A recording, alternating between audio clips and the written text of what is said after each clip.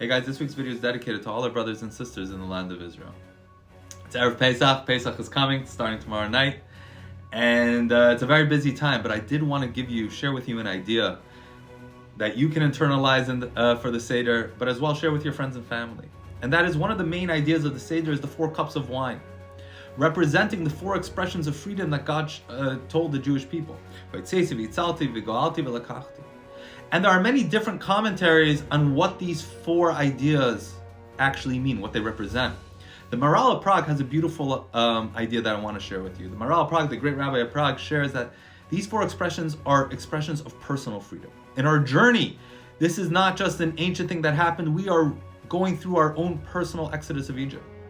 And he describes them as 4 stages that if you are lacking in any of them, a person can't truly be free. And he says the first one is Vahitzesi. God tells the Jewish people, I will take you out from under the burdens of the Egyptians. This is referring to physical freedom.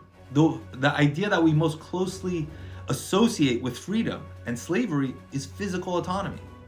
Is somebody telling me what to do, or do I have physical autonomy over myself? That's the first idea.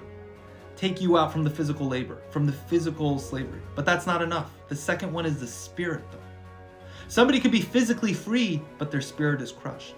What we know today as depression and anxiety, when somebody could be as free as a bird, yet internally they do not feel free. And vice versa. Somebody could be physically enslaved, but internally they feel free. It's a mindset.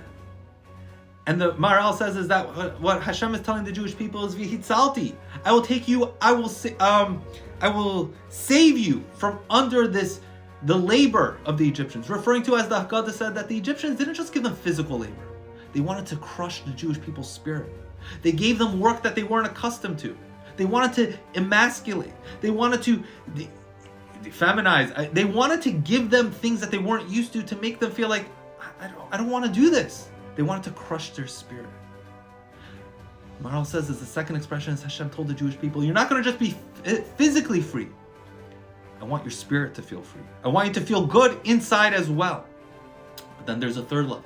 You can be physically free, you can feel good inside, but you're not being treated as a human being. You're being treated as a second-class citizen. Your humanity, to be free to be a human where somebody looks at you and gives you the dignity of a human being. The Jim Crow era comes to mind the most, right? You could have culture, you could have physical autonomy, but you're still not being given that humanity. You're not being treated as an equal human being. And Hashem tells the Jewish people, V'ga'alti, I'm going to redeem you into your humanity. You will feel like a human again. You will be treated like a human being again. But that's also not enough. Then comes the last one, which is V'lakachti, and I will take you as a people. That's the idea of community. One of the greatest challenges facing people today is isolation, is loneliness, is that people don't feel like they're part of something bigger. Hashem tells the Jewish people, I will take you out of Egypt to be a nation, to be a Am Yisrael, to be a community of people where you feel like you are part of a greater mission. You have this greater purpose in this world, not just for yourself, but to the greater Jewish people. We need to be part of community. We need to feel that sense. In order to be truly free internally, we have to have that sense of freedom where we are part of something greater than ourselves. And we're not just living for ourselves, but we're living for a greater purpose.